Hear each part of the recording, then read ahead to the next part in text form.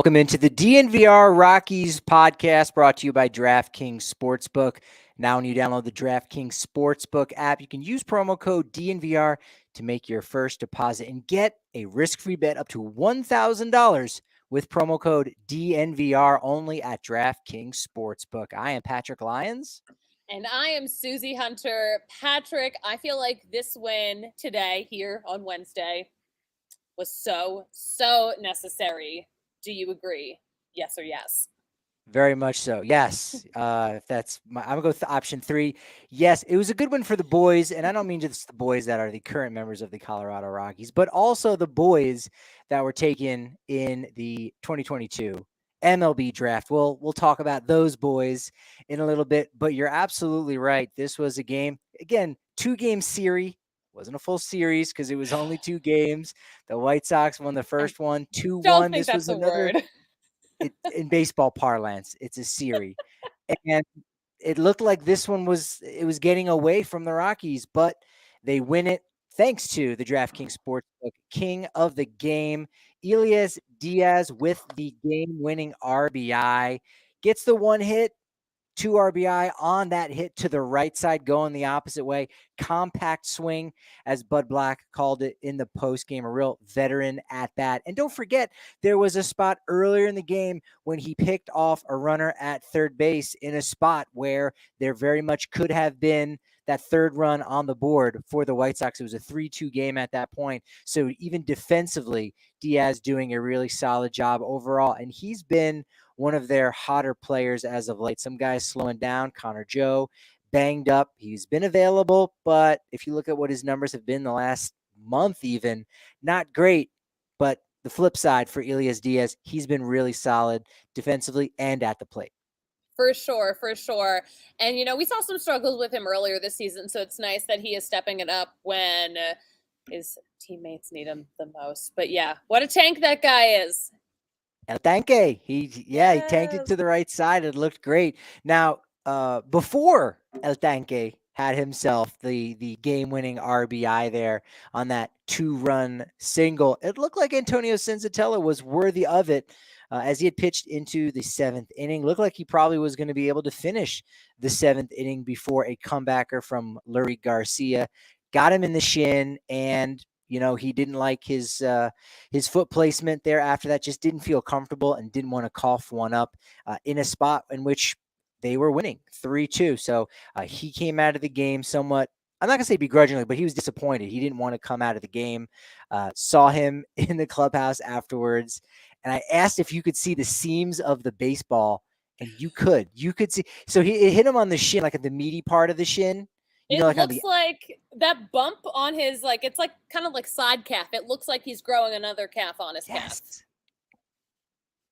It did. He has a front calf is what he has. It did. Yeah. He laughed right when we said that. I was like, yeah, I guess you could say that, but you could see the stitches on that ball that came right back. Was able to almost made the play, I should say. But, you got to like what he's been doing so far, giving up a lot more hits, but again, he's inducing the double play. The defense was behind him today.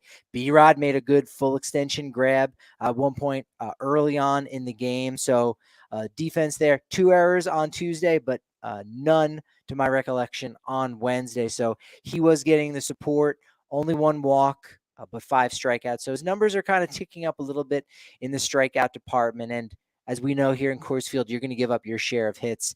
You just got to make sure it's not death by singles. And it didn't appear like it was going to be that way. When he came out, Lucas Gilbert couldn't get it out. Carlos Estevez ended up giving up a 2-run single to A.J. Pollock there. That was the one that it seemed like this game was getting away from the Rockies, where they were down 5-3 at that point. But again, as we said, big comeback win. And to your point, Susie, that was a much needed win. If you want to keep this team together and intact and say they've got a run in them, you got to win games like this. You absolutely have to. For sure. Yeah, this felt like one of those Rockies games where they had a lead, things fall apart in the 7th inning, and I'm so relieved to see that they steer the ship right. And the game started off in, I'm not going to say typical fashion, but in throwback fashion. Charlie Blackmon with the leadoff home run. As we said, Connor Joe has been a little bit banged up from a slide in Milwaukee. So he's been available, but batting leadoff has been Charlie Blackmon all throughout this White Sox series, with Garrett Hampson batting behind him. But Blackmon goes deep to lead off the game. It's his third time just this season alone. His 39th overall leadoff home run. It was his 16th of the season. He's now ninth most in history all time, 5 behind Brady Anderson, 44 for 8th all time, who, well, I'm going to leave it at that about Brady Anderson. If you know about a little bit about Brady Anderson, then you probably know a lot about Brady Anderson. We'll leave it at that. So congrats to Charlie for being in the 9th spot there. And his homer was the 544th career extra base hit as a member of the Rocky, passing Carlos Gonzalez for 3rd most in franchise history. And you would think that would be good enough to earn him a spot as the greatest number 19 in Denver sports history. Oh. But if you're going over and checking out TDSP, the Denver Sports Podcast, or if you're on the DNVR Sports feed on Twitter, Joe Sakic has that spot, and rightfully so. We're talking a Hall of Famer. But Charlie Blackmon, God, what a career. It continues. It continues for him. Yeah, and you know what? I think you forgot to mention that Charlie Blackmon now has a 20-game at-home hit streak. So good for him. He just keeps hitting all these new milestones. It's incredible that he's thriving again. Yeah. Yeah, that's a great point. That's the longest single season hitting streak at home since him back in 2019. So yeah, he's breaking his own records, or at least setting those records. 2 hits today for Brendan Rodgers, Chris Bryant, Jose Iglesias.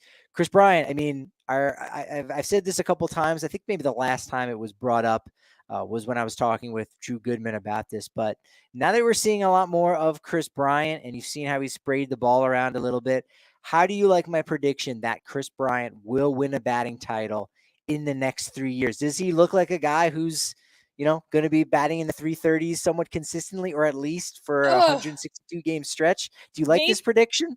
Maybe last week I would have liked it. Now that he's coming off the back injury, I'm concerned about the plantar fasciitis. Am I saying that right? Nailed it. His foot situation. Everyone's got a foot situation right now. But yeah, I mean, he's fine. Obviously, he's playing. But I mean, this kind of issue differs from person to person. Obviously, it was enough of an issue the other day, but we got to keep our eye on that, because Buddy said that he has even had issues with that in the past. Yeah, for Buddy, his plantar fasciitis, you said it perfectly, Susie. We won't make you spell it. It is very difficult. I know how to spell it as a runner. I don't think I've ever had plantar fasciitis. I've had Achilles tendonitis, which totally different, but plantar fasciitis. Yeah. Baseball cleats are not comfortable. Like, I probably had it maybe when I was younger and I played more consistently. Like, cleats are just not comfortable. It happens a lot. Buddy had it, I think, for 2 years, and then it just all of a sudden seemed like it went away. So, Bryant's doing the rollers. Foot log is something that I use, or you can get a golf ball and just kind of run your foot on it just to kind of break up the fascia, break up, some of the lactic acid that might build up. He's running fine. He's looking good out there. But you're right. That could be something that's going to steal a couple hits from him. Maybe a couple hits a month over the course of a season. That's about 10 to 12 hits, and could make the difference in a batting title if there are issues with his feet. Jose Iglesias, we learned, fouled the ball off his left foot in Milwaukee. Was available off the bench, I believe, on Tuesday. He didn't start. Hampson was there, made an error, unfortunately. But Iglesias back in the lineup. Had himself an RBI double there in the first inning, a 3-run first. He looked really great. Jolie Chassin just went on the IL for a foot injury. I forget what it was called, but Bud Black knew what it was. He knew the clinical term. He knew the exact bone, I think, in the foot. It was amazing. He did. Yeah, it was so funny. Yeah, so everyone's got a foot problem going on right now. It's it. These are athletes. They're athletes with feet. Yet none of them have athlete's foot. So not that we know of. Right. We don't know that. That's true. We have not. You can't confirm or deny that, Patrick. Do your reporting. The only focus we have on their feet is just what kind of gibbets do they have on their Crocs. That's really the only thing we care about, below the knees. Exactly. I need to, now that the gibbet situation is flourishing in the clubhouse, we need to really start diving into, okay, what do you have? What do you have? Because when they first got them, we wanted to look into it. There just weren't enough gibbets. This is the investigation that I need to do, maybe tomorrow. Yeah, they've got plenty now. The clubhouse is mad with it. To go back to Senzatella, 6 2/3 innings pitched, 8 hits, 3 runs, 1 walk, 5 strikeouts, as we mentioned. Gilbreth was not able to get an out. Estevez got the final out in the 7th, but he did give up that 2 RBI single to Pollock. And Robert Stevenson looked really solid coming back. Got rid of the stash. Got rid of the stash. He had those 2 bad outings in a row in Milwaukee and said, nope, it's gone. He's actually pitched a little bit better without the stash. It worked for Sam Hilliard. It's working for Robert Stevenson. I love when these, kind of silly things make a difference or seem to make a difference, whether it's mental or not. But yes, the mustache that he's had, it's gone. And he was good today. So we like to see that. We like to see we're mixing it up a little bit. Dare I say, Susie, gone, but not forgotten. Someone who's been forgotten maybe a little bit, Peter Lambert. Came back late last year, and of course in 2020 during the pandemic shortened season, he had just had Tommy John surgery. But it is kind of strange that in this entire year here in 2022, I think that's the year. Peter Lambert, we've not seen him. Actually, we haven't seen him even at the ballpark once this year. But 0 innings pitched at Coors Field or at all for the Rockies. His brother, Jimmy Lambert, he's now pitched an inning. He's thrown 3 pitches and he's gotten 3 outs. On Tuesday, 2 pitches, the second of which was a inning double play. He comes in there. I think he bails Joe Kelly out of a jam, throws 1 pitch. He gets a pop-out foul, I think, off the bat of Ryan McMahon, or maybe it was Charlie Blackmon. And that's that. It was actually CJ Cron. So anyway, but the bottom line is Jimmy Lambert. Okay, he wins the battle of the Lamberts. He wins the Lambert off Jimmy Lambert. Congratulations. Congratulations. Yeah, what a title. Joe Kelly also left today's game. He did. Yeah. We weren't sure exactly what the injury issue was there. You're kind of on the White Sox side. I don't know if you got any of that scuttlebutt, but yeah, came out. Trainers looked at him, and he was done for the day. German Marquez on Tuesday night, really solid, man. Again, 3rd consecutive quality start, 6 innings pitched, 7 hits, 1 run, 1 walk, 6 strikeouts, 14-3 strikeout to walk ratio over his last 3 starts, 2.29 ERA. You feeling safe enough now, Susie, to say German Marquez, the German Marquez we knew in 2021, is back? Is it safe to say that? I think it's like 90% safe. I do want to add, I appreciate that all of these pitchers who have had like ups and downs all season are all kind of starting to revert back to their peak selves. I like that. I think it's mostly safe to say German Marquez is back. He is the greatest number 48 in Denver sports history. Again, we're plugging it away, man. It was such a fun project. CHGO, tip of the cap to them. Not the White Sox guys. They had a couple on the list, but you know what? They did a list 0 through 99. So we just unveiled our list, and German Marquez, the best number 48. So love that. A couple guys on the current roster were able to make it and break through. Again, German Marquez, he's got a long way to go. Would he be in the rotation, the all-time Rockies rotation? You might make a case for him at like the 5th spot, maybe. But nevertheless, 48's not one of those popular numbers in any sport, certainly not here in Denver. So he gets that nod. So congrats to him. We got to tell him at some point, say, hey, congratulations. I don't know. Are we making up awards? Are we doing plaques? We got to go all out now at this point. You know what? How about we can make him a trophy? Oh, I've got a great idea. So we have his bobblehead already. We spray painted gold so it looks like a trophy. Herman, look what we have for you. Congratulations. You are the best number 48 in Denver sports history. And he'll be like, what? You guys are insane. Please leave.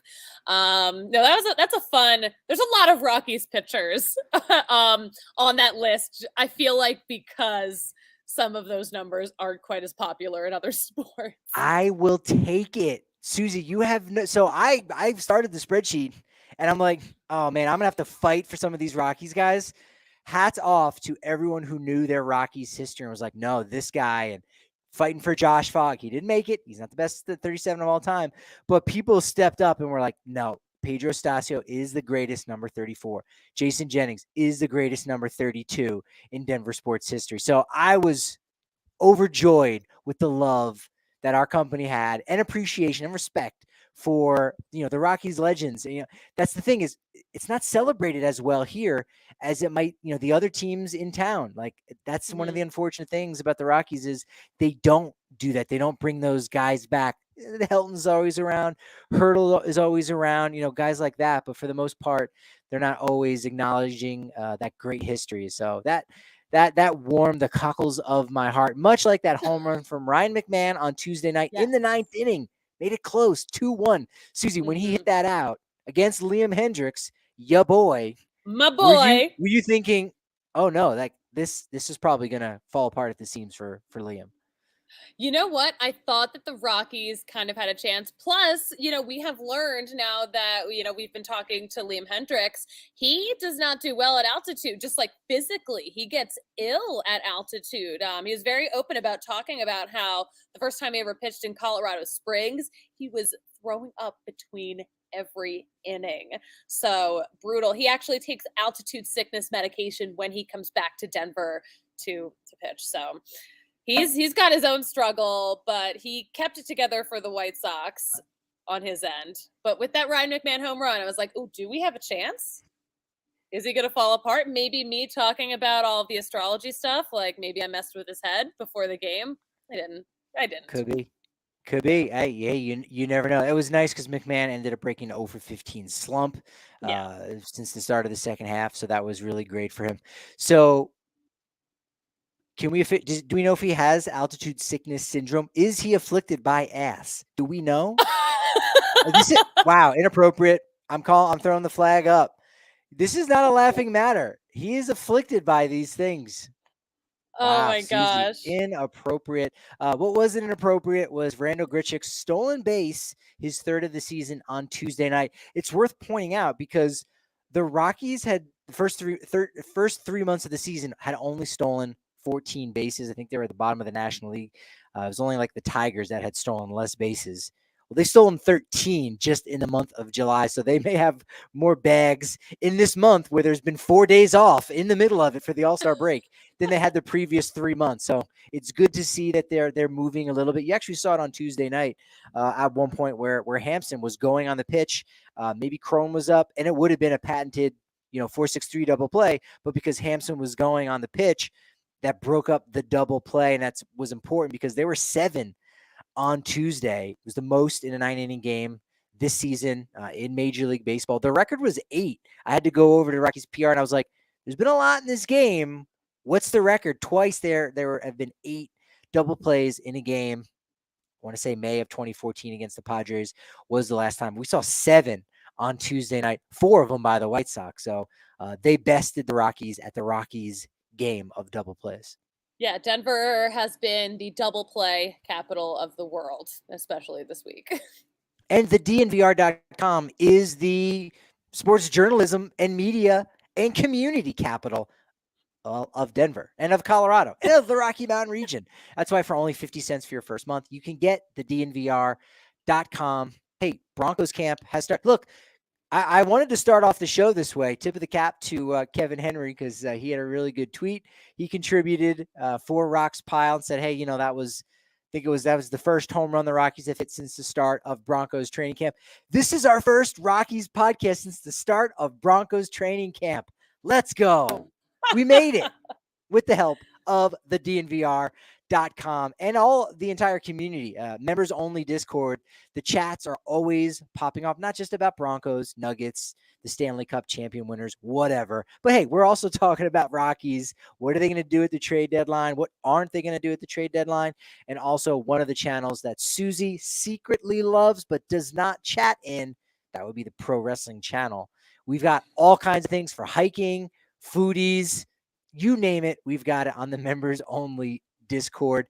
We also have to point out that now is a great time to get locked into Evoca TV, where you can get altitude sports. So yes, Nuggets and Avs finally in one place, as well as AT&T Sportsnet. So you can get the Rockies, and that's with Evoca TV. Go to evoca.tv/DNVR.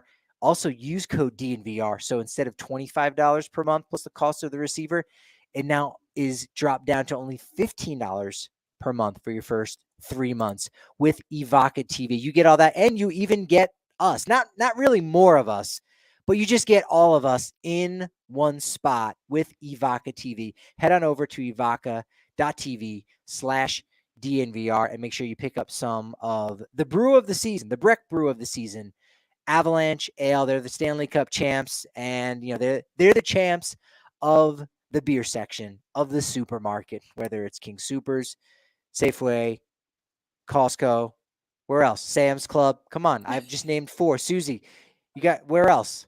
Whole Foods. Oh, that's your spot. Come on, Sprouts. Actually, I don't know if Sprouts sells beer. Do they? I'm a Sprouts guy. I've never seen that there. You're the Sprouts guy. I'm a Sprouts boy. We know that. You're a Sprouts boy. I never actually go into Whole Foods. I do pickups. Oh, hey, pick up. And so there you go. That's it. Avalanche Ale. You don't even have to go in, get your hands cold in that section, but they'll know you've got great taste when they're dropping it off in your trunk because you've selected a case of Breck Brew's Avalanche Ale. They're going to cheer you for that. They're not going to boo you, much like some of the fans at Coors Field were booing Kris Bryant. I heard it on Tuesday night, and I thought, you know what? I pay attention to things fairly well.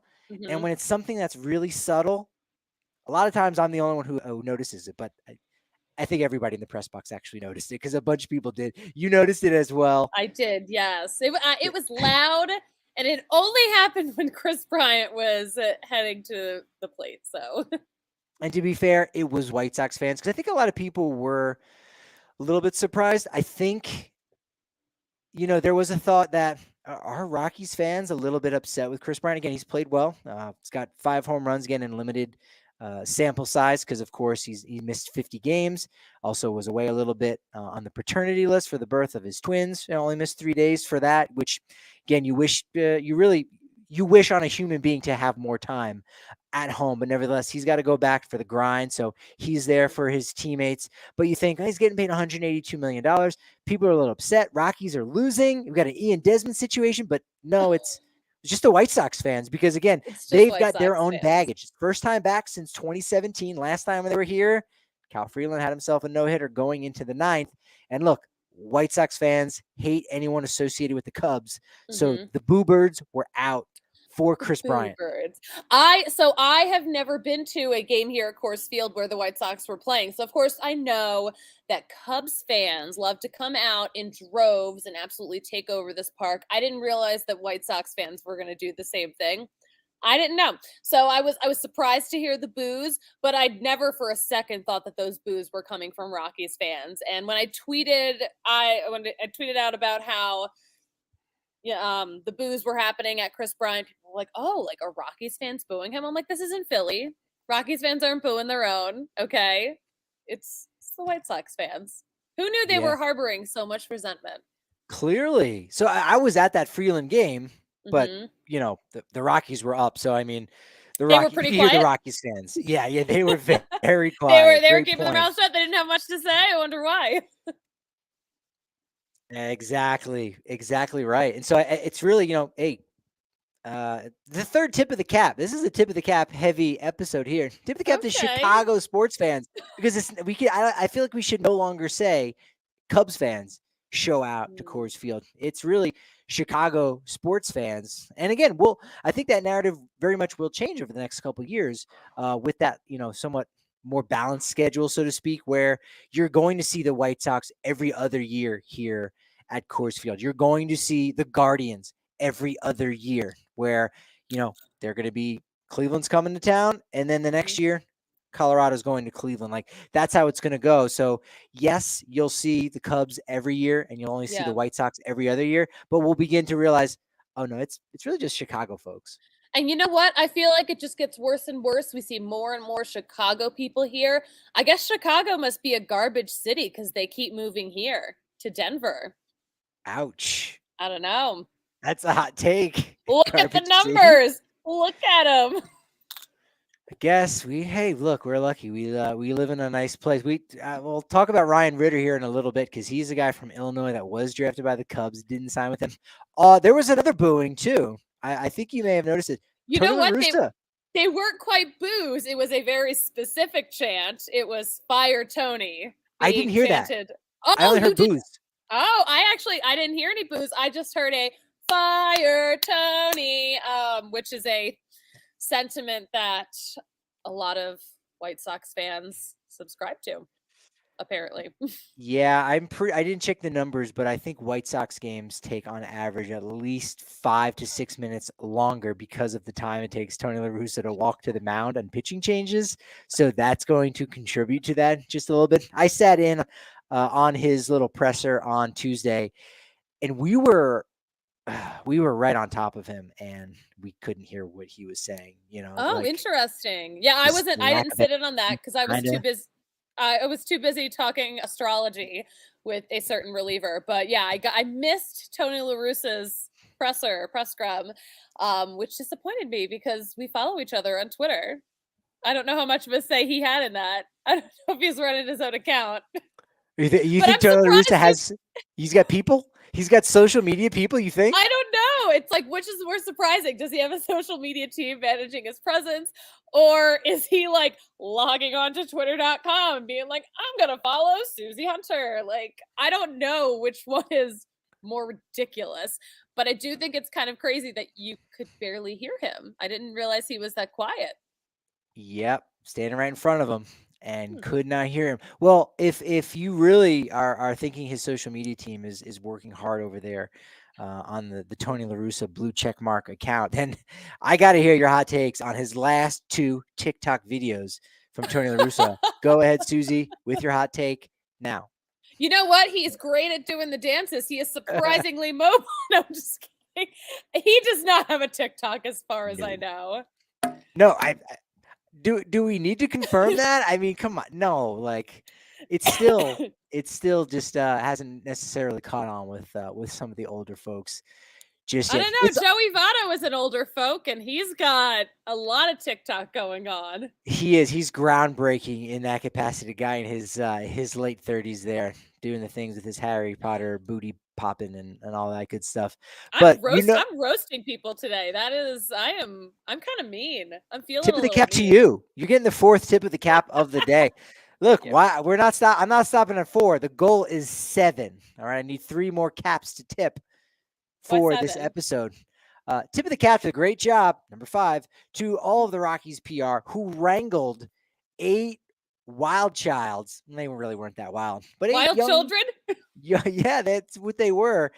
8 of the top 8 draft picks that the Rockies made here in 2022.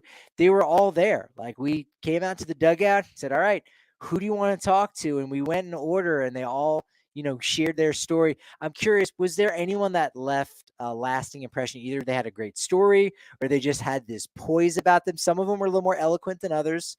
Some Mm-hmm. of them, handled themselves. I mean, they all handled themselves well, but some of them, the questions were coming at them so quick because again, we've done our homework. We're curious. Yeah. Gabriel Hughes being that he was the first guy, and myself, Kevin Henry, Danielle Allentuck, a couple other folks. We all had our different angles, and it was one after another.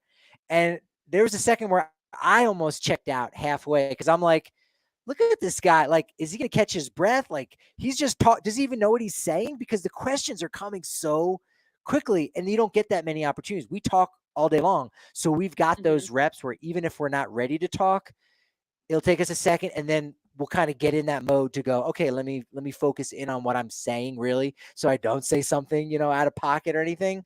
But it was impressive how well they were able to handle themselves. Who stood out for you in the group of 8? You know what? I really like talking to Gabriel Hughes. I got to pull him aside after the scrum, and I asked him about what we talked about with Danny Wexelman, where she was talking about how he is angry on the mound, and I was like, okay. So she says this. What is the deal? He was like, yeah, like I really was angry and I've really honed it in. So, like, he was very candid about that and didn't shy away from it. But it was really impressive to see all of these guys.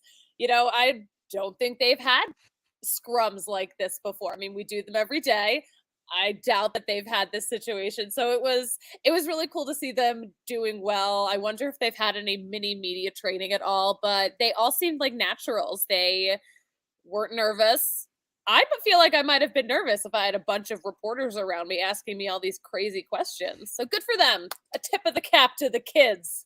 Oh, that one counts. That's number Oh, 6. That's there we number go. 6. Yeah, it was really great. Again, they're seeing Coors Field for the first time. Couple of them said, I've never been west of Omaha. Like Omaha's the West Coast, Couple of them saying like, well, I was hoping I would be able to go to a team that has spring training in Arizona because I've done the Southeast thing. I've done Florida a whole bunch. So they were really excited to be out here. They're flying down on Wednesday night to go down to Scottsdale to start some play down the Arizona Complex League and get themselves situated a little bit. They got this gigantic stadium in front of them. And now, hey, look, a lot of those SEC teams and Rockies drafted a fair share of those guys, right?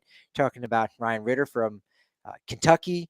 You got other guys that I'm drawing a blank. Jordan Beck from Tennessee, Yeah. Sterling Thompson from Florida. Like there was a whole contingency of guys that are there, and they've played in some packed houses, but not one that has got 3 levels on it, 3 decks on it like this. And so it's just beautiful. And again, you got adults, you got different kind of folks.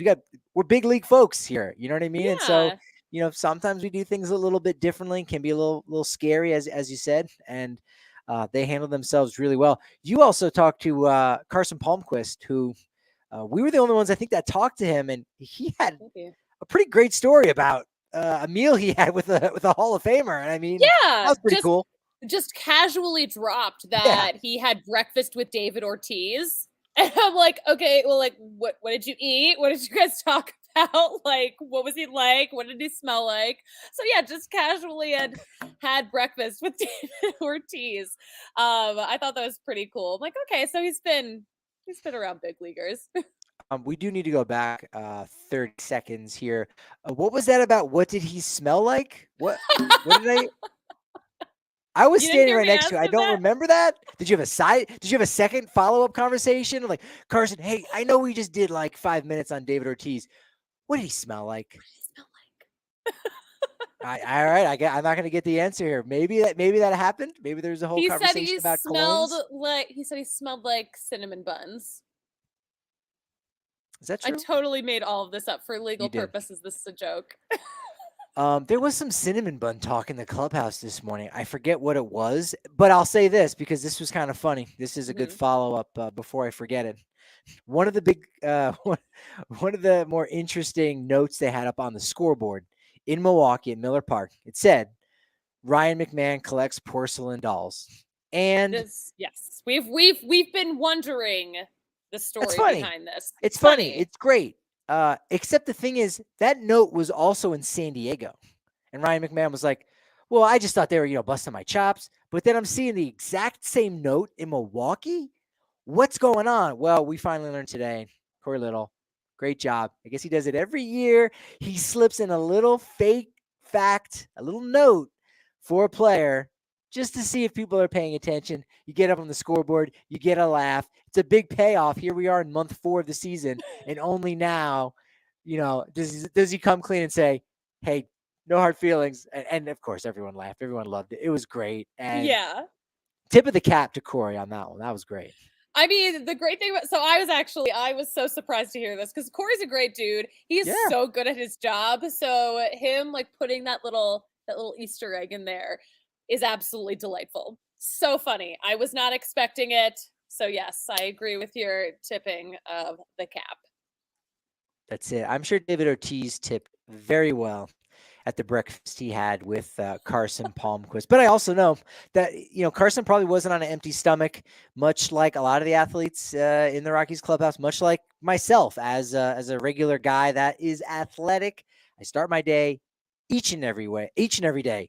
The best way possible with a scoop of athletic greens. I get 75 high quality vitamins, whole food source superfoods, probiotics, minerals, adaptogens. It gets me starting my day right. Susie, guess what? I feel not so great today.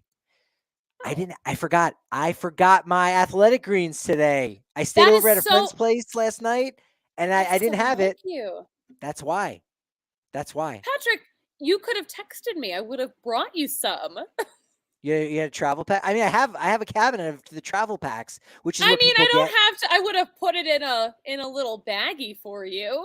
That would have worked, and it's I great, so could it's not that suspicious where someone's have. gonna go, this does not look good going down. So that's the thing too, that if you don't have the travel packs, which you can get along with a free 1 year supply of immune supporting vitamin D with your first purchase from Athletic Greens, go to athleticgreens.com/ROC, the first three letters of Rockies. But again, if you've got it in a baggie and you don't have the travel packs, it's not going to look suspicious because it is a green powder.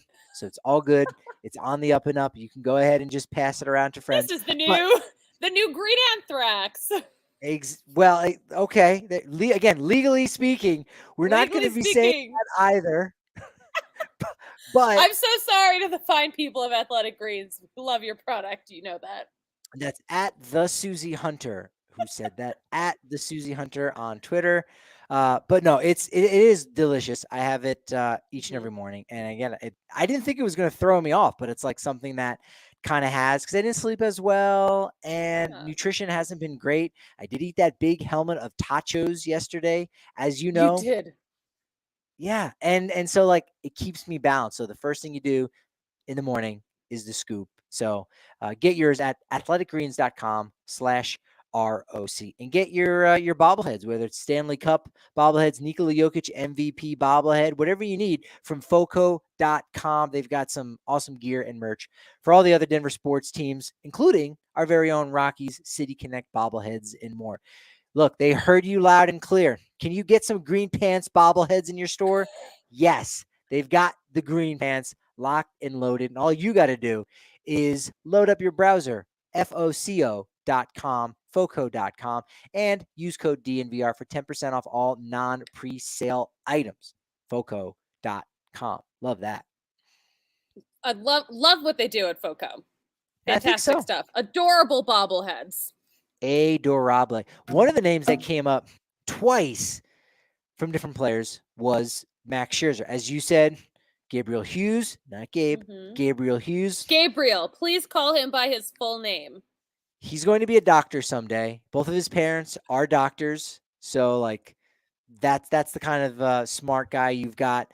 He said, look, his focus and tenacity is very similar to Mad Max. Jackson Cox, another super smart guy Hmm. who already has an associate's degree in high school, Yes. has an associate's degree, and he was talking about his curveball grip was similar to the ones Max Scherzer uses. And so, it does stand to reason that, if you got a future Hall of Famer that you grew up watching as a kid, you're going to try to emulate him in some capacity. And so you like that a lot of guys are thinking that way. Carson Palmquist, I saw a couple of photographs of him in video.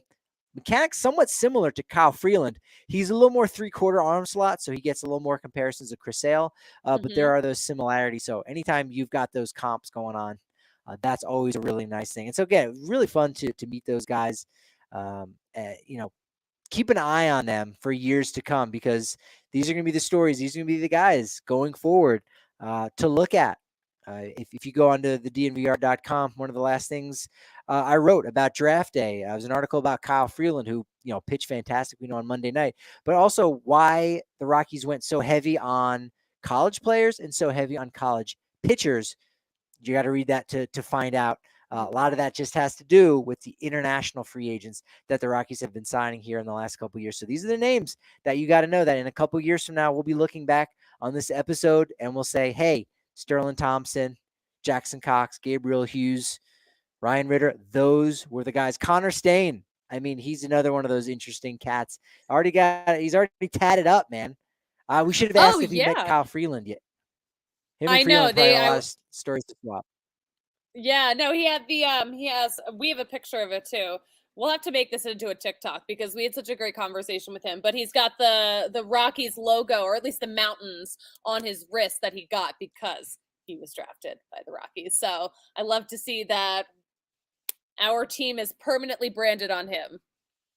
It is. I had such a great time talking to every single one of those draftees. They were all just such nice young men. And I love the little collars under the jerseys, so dressed up. And It their was parents fun. were there too. Some of them I saw Yeah. some photos from Sterling's parents, they were there just so proud. I mean, it's just such a big day. Again, it's what every kid dreams of, is that day that they can say, like, yes, I am a professional athlete, and they get this great treatment. And so, so wonderful. I want to play some audio clip that, again, we're talking about draft day and these guys. Again, for Connor Stain, it's so interesting because he just got drafted and he already has like a fresh tattoo of the team that took him here in a week's time. Like, it's amazing. Yeah. But Sam Hilliard, dude, we heard what Sam Hilliard had to say already, right? I think so. Yeah. Garrett Hampson was the guy that we wanted to hear what his story was like coming out of Long Beach State. So, Kale, if we can get that, his story was unique too. Guy who came through the minors super quickly, little over 2 years out of Long Beach State. So his draft story is definitely an interesting one. We want to share with everybody out there. I knew that I had a chance to maybe go on the first day. It was kind of interesting, not getting your name called on the first day, kind of the letdown, and then just being able to kind of calm yourself down and it'll eventually happen. So we knew hopefully it would be sometime in the morning the next day, and it was pretty quick in the morning. I think the Rockies were like fourth pick or something that day. I mean, I've learned a lot. Player and a person, I've grown up a lot. Just a young kid, coming out of college. It's been a good journey. Yeah, I loved talking to Garrett Hampson about this. I loved talking to all of these guys about their draft stories and having them look back and see how far they've come. And then for us to be at, these other kids' day one was so freaking cool. I get goosebumps. So excited for them. But yeah, I liked talking to Garrett Hampson because he was like, yeah, I kind of thought like maybe I could go in the first day, and it didn't happen, but like it worked out. But imagine going to bed that night. You're like, I didn't get drafted. Maybe everything is not real. And we're living in the Matrix, and it's just like, I'm not even going to go day 2. Like, forget it. I guess I'm not even going to be a pro. But again, you're surrounded by people. That was the one thing that so many of the players talked about today was like, hey, I had an advisor. We looked at this. There was one dude who straight up said, well, the reason I didn't sign out of high school was the money wasn't there. And a lot of guys don't vocalize that. And so I thought that was interesting to say, hey, the money wasn't right for me. And I knew if I went to college, I'd be taken care of well. I'd still get some great training. We talked about with Danny Wexelman about that recently, about what that process is like now. There's less teams in the minors. And so I think Major League Baseball wants the colleges to benefit from these young talented players, but also to do some of that developing on their own. And so this young man said, hey, you know what? If I play some Division I baseball in a couple of years' time, the money will be right. And so, hey, that's a fairly good investment. So that was interesting to hear. I do want to hear Lucas Gilbert as well, because keep this in mind too, as he's talking about what his draft story was like coming out of the University of Minnesota. At that time, he was rocking the Crocs. That was a big thing that he brought into that clubhouse, up in Minnesota. They're big forward on all the hockey stuff. And in the hockey world, that was really where Crocs really first took off, going from the ice to the locker room and whatnot. You could just slip right in because you can't walk around on your skates and whatnot. They are a versatile shoe. What don't Crocs do? This is not an ad. So while you're listening to Lucas Gilbert, remember, he is wearing Crocs all throughout his draft story. Let's go ahead and hear that. The first time I was drafted in high school by the Rockies, I didn't expect to be drafted really, and I was actually playing golf, and they called my home phone at the time, and they don't really do that anymore, but I didn't even know I got drafted until I started getting texts and calls from some people I knew. So I turned that down and went to college. But yeah, first time I had no idea. The second time was a bit more stressful. Junior year of college, throughout the draft, I got a lot of phone calls asking, if I would take this, if I would take that. Teams saying their picks coming up. So I got frustrated, and I went fishing that year and just hung out. And then the Rockies ended up calling, and it ended up working out. But yeah, to me, it was a very stressful process, but you just got to try and enjoy it, because you really can't control much once the draft starts. And it is stressful, though, to an extent of, what team am I going to go to? I wanted to go here, obviously, selfishly, and I know that's not how the draft works, but I have no say, but it ended up working out for me, and I'm happy, obviously. Yeah, Gilbreth, one of the few guys who've been drafted twice by the Rockies. I was going to say, the guy's so nice, he got drafted twice by the Rockies. There you go. Love that. There you go. It just goes to show you, too, that the Rockies organization loves Colorado dudes. They do. They do. Skylar Messenger is one of them. I think we brought him up last week when they selected him out of the University of Texas. Big shout out, too, for everyone that's in the chat right now. Again, if you're listening to this as a podcast, great. Thank you. Keep doing that. Keep supporting us. Again, there's some free content over at thednvr.com, but 50 cents for your first month if you want to see what's behind the paywall on that and be a part of our community and the members-only Discord, all that stuff. But jump in on over to our YouTube channel, DNVR Sports. So we appreciate all the support. Sean, love that shout out. And James, Susie, do I have a new spreadsheet that I haven't talked about? Look, I do I not know that you have? I'm trying to think. It should be known, even though we are at the park together all day, we sit on the opposite sides of the press box. So we actually are not in total communication all day. So I'm like, what does James know that I don't know?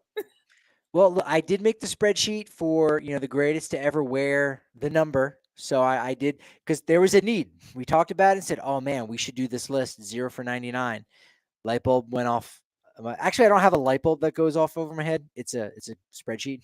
And boom, that lit up, and I made that one up. So you know what, James? Yes, you can do a lot with the Google spreadsheet. So again, loving all the chatter and the action going on in the chat and the DNVR Sports YouTube channel. Final couple of things here, Susie. White Sox. We know them as the Chicago White Sox, but you don't want to keep repeating yourself over and over again. Where would you rank? Where would you rank these nicknames that the White Sox have?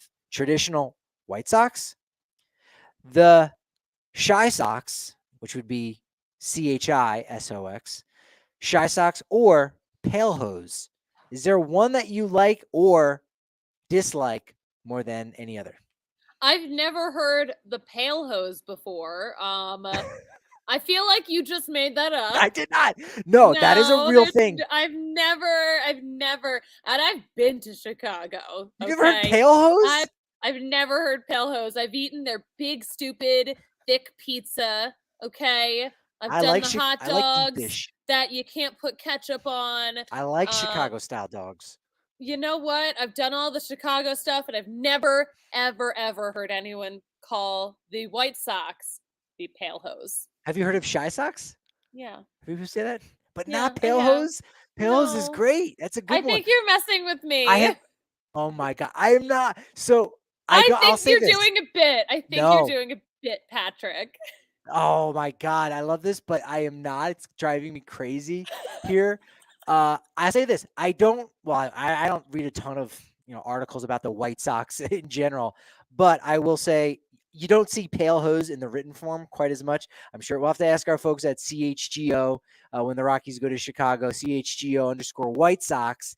But if they use Pale Hose a lot, but yes, that is a real thing. Sean, thank you so much. Super chat. This is the first one of the Susie era, I think. Maybe. Oh, it might. No. I feel like we had some opening day ones. But Sean, thank you. My favorite one. DNVR Bar 2.0 reopens, let's create a spreadsheet for Breck Brew consumption. That is an excellent idea. Okay, so we're going to have to log everyone's consumption. Patrick, you're going to take the lead on this project. Well, yeah, but because the thing is, too, it's not even just sorting information where you type it in. You can make new information. So, Sean, great idea. Boom. So we're going to track how many you have over how long of a time, how many ounces, how long it takes you to drink each one. And so, again, with the different equations, right, you start with the equal sign and boom, right there, can create a bunch of new columns and find out, like, the average speed per beer. And, like, we could break it down and we can have stats. So we can have all kinds of, nachos per Breck brew. Yes. Like that. What's the NPBB? We got to figure these things out. It's a great idea. I love the image of Patrick with a stopwatch timing everyone while they drink every single Breck brew, just like getting in everyone's face. I'm excited for the possibilities. I mean, I got This a is lanyard great. now. I might need to be like a first base coach that has like the stopwatch around my neck, and I'm getting information for different purposes. I love I this. This is I going down. Patrick, I officially dare you to get a stopwatch and wear it around Coors Field the next time you are here.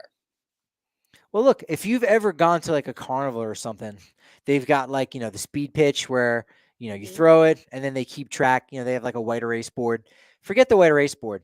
We're going to have a spreadsheet that you go to the bar, you can log into it, it gets shared, and there's going to be like a billion pieces of information going on there all the time, all different kinds of records. And so it's not just going to be, hey, who threw the fastest pitch, who chugged the best, the Avalanche ale the fastest. No, we're going to have everything going on. Sean, genius idea. Thank Appreciate you, the super Sean. chat. Appreciate the love for that. And again, just a great idea in general.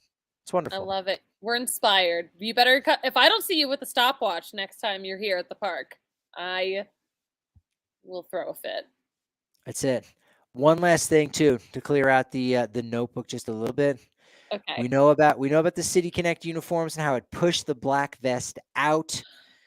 Did look like a lot of people had black vests on over the last 2 days, but they were just White Sox jerseys. So that was kind of that, right? They were sleeves on them.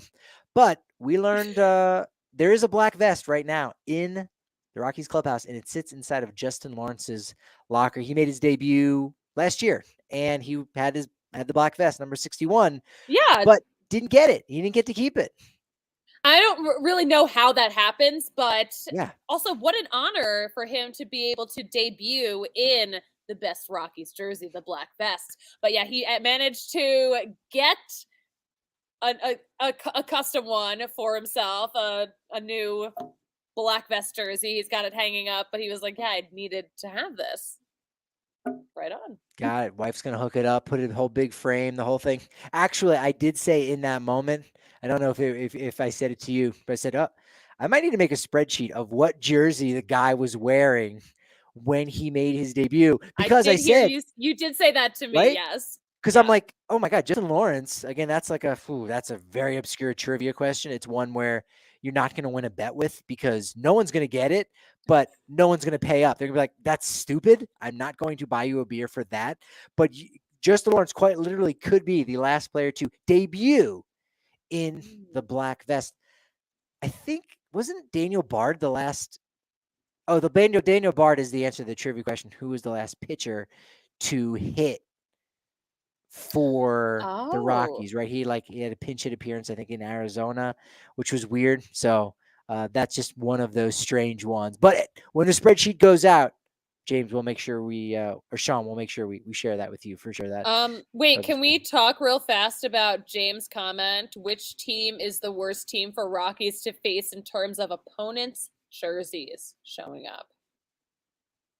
In terms of like clashing with the Rockies color scheme or just like ugly in general?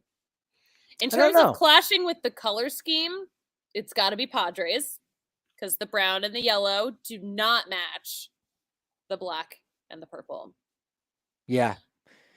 Yeah, the purple looks good with a couple other teams. If they also have bright colors. I know earlier on in this year when the Reds and Phillies were here, the red and the purple together on the field, it looked amazing. Yeah, it looked really great. Something about it really popped. I think it just had a lot to do with the nice weather that we had there in April. Just sunny, gorgeous. Looking to get back to those cooler temperatures. It's been a little bit cooler here lately, which has been nice, at least in the morning. In the morning, it was kind of nice out. I think it was sweltering by the time the game was over. I think it's still a little warm here. You're up in the press boxes upstairs. I'm in the PNC Press Club. It's still a little warm in here. Remember, when it was nice out in April and then in May it snowed? That's how it goes, right? Something else. Tony La Russa did ask that yesterday. He goes, what's the latest that it will snow here? It was actually one of the White Sox press people. I was like, Third week in May, we always get that one last snow. Third week in May, there's a chance that there's going to be a snow day a week before school ends for kids, and they're about to go back. So all the teachers and parents and everything. I mean, it's a gift and a curse. There's plenty of parents out there who are going to miss their kids, but are also going to be glad to kind of send them off to school, and they're going to be busy and occupied for about 8 hours, whatever it may be. So it's getting to that time. So yeah, get on down to the ballpark. We'll let you know when the DNVR bar opens back up. So we'll do that. And again, even if whether you're a member or not, hit us up in our DMs. We'd love to meet you here at the stadium. Get together behind home plate. Make it a thing. We'll just kind of shoot the what, whether it's about the Rockies or just things in general. We love doing that and talking with you guys. Hit us up at DNVR_Rockies. I'm at Patrick D. Lyons on Twitter. And I am at the Susie Hunter on all platforms. Man, we got a lot of momentum going here, but you know what they truly say about momentum? It is only as good as your next show. So we'll talk to you then.